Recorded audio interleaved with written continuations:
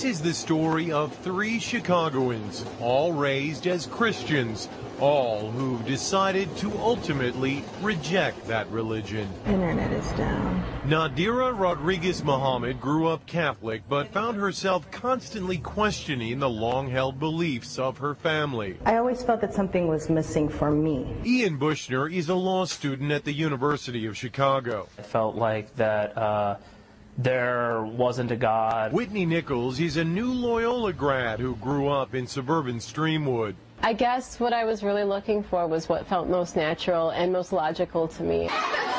When Nadira entered high school in the mid-1990s, she became friends with a group of Muslim girls. They just had this level of contentment and a sisterhood that was, I wanted to be a part of that. Ian drifted towards the Muslim students at his high school as well. I remember defending some of my friends at school from accusations, after 9/11, and then I started reading the Quran. I said, oh, here is a form of God that I've never been presented before. After September 11, the interest actually increased. Dr. Assad Basul is professor at Chicago's Islamic American College.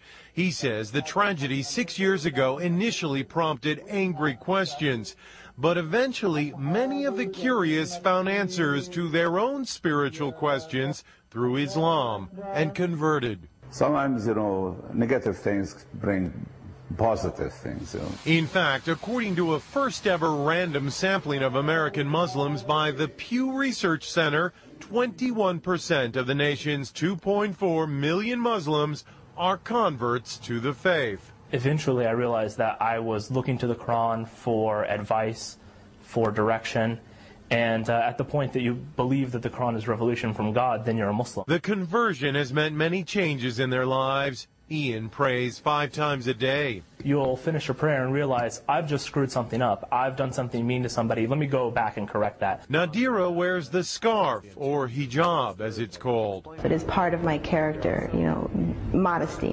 It's just part of who I am. I don't know if I'll ever be ready to wear the hijab. I've become more modest. I won't wear tank tops and I won't wear shorts. Whitney says she has had to constantly defend her new religion. My father asked me right after I converted, why do you want to be associated with these terrorists? And I'm like, this is what you see? Oh no. And we kind of have to deal with the backlash of those who have chosen to do something so horrible. But all say there is no going back. At some age, everyone must decide what they believe and live their life accordingly. I'm Mexican, I'm a female, and I chose this for myself. If you have a personal, relationship with God, whatever that may be, however that may be, then you're in a good place.